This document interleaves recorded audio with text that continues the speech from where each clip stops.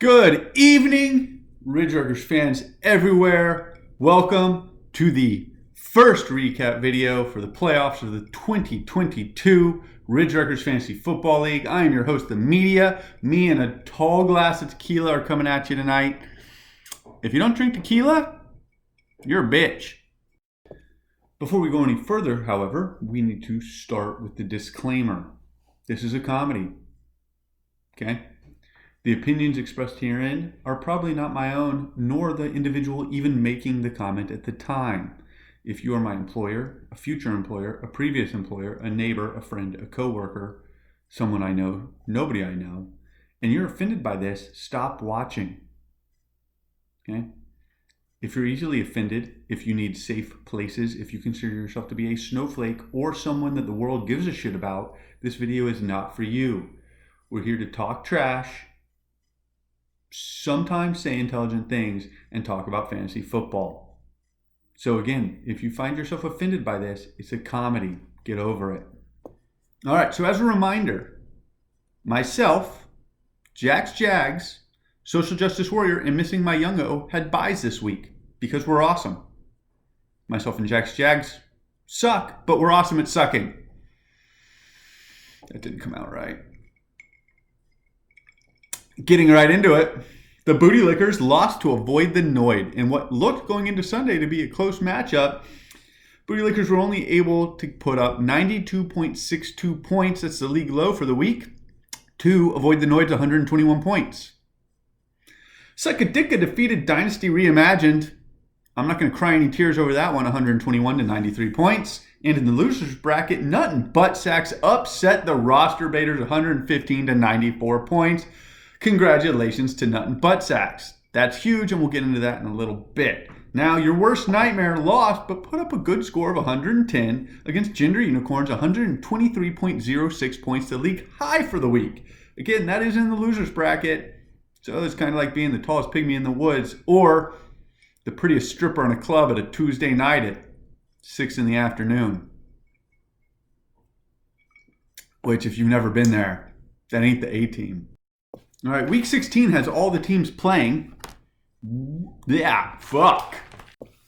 As I was saying, week 16 has all the teams playing.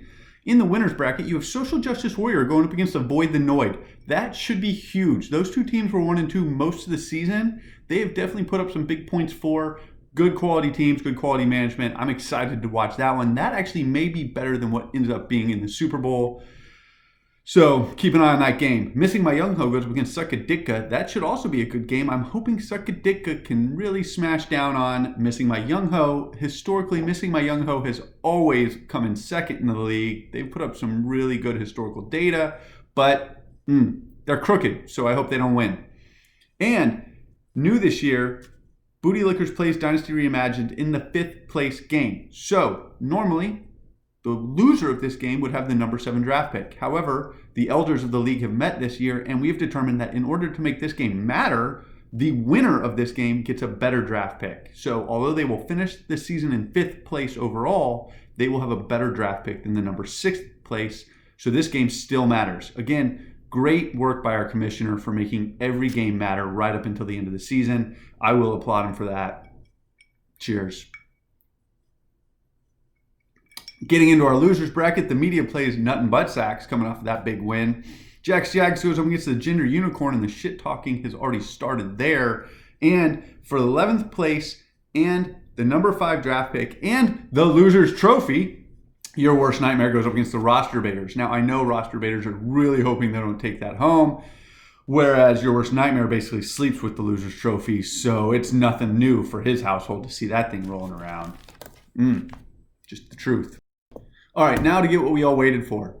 The comments, right? I rushed through all that other shit so I can get to the important stuff. First, I want to start with our commissioner. I'm going to read this word for word because that's what he's wanted me to do the last several weeks. First, let me wet my whistle. Word for word, this is what I texted him.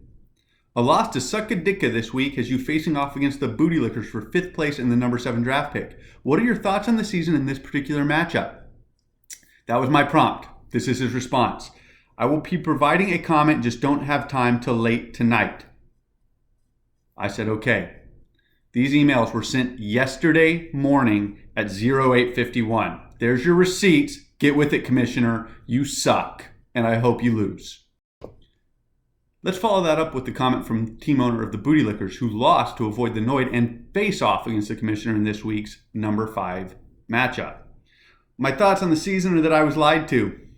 I was projected to have a direct path to the championship virtually unopposed, while team owner of Missing My Young Ho was supposed to be en route to an 0-13 season. Now, if you remember my preview for the season, Missing My Young Ho came out of the draft with the Yahoo Analytics predicted 0-13 season, and here we have them finishing the season in second place. So you tell me who's right or wrong, the media or Yahoo Analytics. Speaking of which, if anybody knows anybody over there, I'd love to get in with them because they suck at their job. Fast forward to today, and I'm the Losers Bowl, guaranteed a bad draft pick and playing against none other than the unethical Commissioner. The deep state of this league targeted me since day one because of the virtuous stance I took against corruption. Team owner of Missing My Young Ho orchestrated my downfall early, and his evil right-hand man, the Commissioner, is here to finish me off. If there ever was a time in my life that I needed to muster the strength to pry open a man's butt cheeks, now is the time. There you have it. Comment from team owner of Booty Lickers. I provided him with this recommendation, and I'm right 99.0% of the time. Probably like you've never pried before, I recommend practice reps with Miss Liquor before tomorrow night. We're all hoping and praying for you, Booty Lickers. All right, I then spoke to team owner of Sucka Ditka about his victory over the Commissioner. I'm going to read the prompt because his response is pretty amazing. You smacked down the Commissioner with that big veiny Ditka this week, and now go up against the number 2 seed, Missing My Young Ho. You spent all season somehow under the radar, but find yourself thrust violently into the limelight. What are your thoughts on the season and on this particular matchup? Smacking the Commissioner on his bald heads with my Ditka is always a very satisfying moment.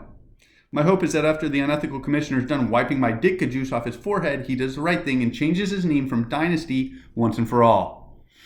That's something I can definitely get behind. Not a Dynasty reimagined. No Dynasty at all. Not even close. This is a huge matchup against Missing My Young Ho this week. Everyone is expecting Missing My Young Ho to cruise to an easy victory this weekend, but don't count out my Ditka just yet. I plan on slapping my Ditka all over those bare feet and that prepubescent facial hair. Yeah. Bold. I then got in touch with team owner of Nut and Butt Sacks about his victory over the roster baiters, sending them into the Losers bracket, or the Losers Championship Bowl. Team Nut and Butt Sacks had a strong showing against the roster baiters. It was looking very bleak for the majority of the day, but my QB and both running backs pulled it off. It seems that Yahoo Analytics always projects my team low and the media is high. I have a good feeling about this week with my rise to the Loser Bracket Championship. Well, your rise runs through the media, sir. And you better get off the tracks because this train's coming through. Choo choo. Finally, I'm going to leave you with this comment from team owner of Avoid the Noid. It is lengthy, like my Johnson, War Damn Eagle. So, stick with it, like my Johnson. Fellas, there's a pandemic that is plaguing this league that needs to be stopped. But it won't be our fraudulent pharma bro who will pretend to stop it by peddling his quadruple. I think we're up to 6 or 7 now. But doses of vaccines, it will be me. I will stop it. I will stop the pandemic of this league of tanking. First, the law offices of Booty and Liquor attempted to tank the end of the regular season in a failed attempt to get into the losers bracket and a better draft pick next year. Just the mere thought of this treacherous act caused me to vanquish him from the playoffs. Finally, if you think I haven't noticed what the Commissioner has done, you are mistaken. I have noticed, actually we have all noticed, how badly his farm team, your worst nightmare, performed this year trying to tank the season in hopes he can get a better draft pick to trade away to the Commissioner for pennies on the dollar. Pennies. Tanking will not be tolerated as these unethical, immoral, and downright pathetic acts have no place in our league. No place! So in conclusion, tankers will be dealt with swiftly, and of course never, ever, ever forget that friends don't let friends eat Domino's pizza. That shit's nasty. So as always, with a tear in my eye, this brings us to the end of the Week 15 recap video for the Ridge Wreckers 2022 fantasy football season. I am your host, The Media. I am signing off because I got shit to do. Because I'm busy. And I got to figure out how to win the losers bracket. So remember, fantasy football is really all that matters for another 2 weeks before we spend the rest of the year wishing football season was going on. And really, frankly, who gives a shit about football season? We're really just here for fantasy football. Makes you wonder what else they could come up with fantasy things about, right? That opens up the eyes. So remember, talk trash, beat your neighbors, and war damn eagle. Hold the fucking press. The commissioner just got back to me. I really shouldn't. Journalistic integrity says I shouldn't. But I'm gonna give him some airtime.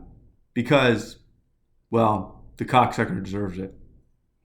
Sadly, while my pursuit of a championship has yet again eluded me, I can take solace in the fact that I prevented Booty Liquor from going to his desired loser bracket for a higher draft pick and simultaneously prevented you, the media, from making the... This cocksucker? I'm going to add him and he's insulting me? The media from making the playoffs and securing my better season and beer you had to buy. I can't believe him. This motherfucker. Pharma has grown to a nearly unstoppable institution, and the power of his vaccines proved to be too much for my players to overcome. That said, I will never give. Hope is not lost. If there is anyone who can defeat him, it's our social justice warrior and his movement. Also, I look forward to beating Booty Liquor for the second time in 2 weeks. Peace out, bitches, and Merry Kwanzaa. Yeah, PC motherfucker.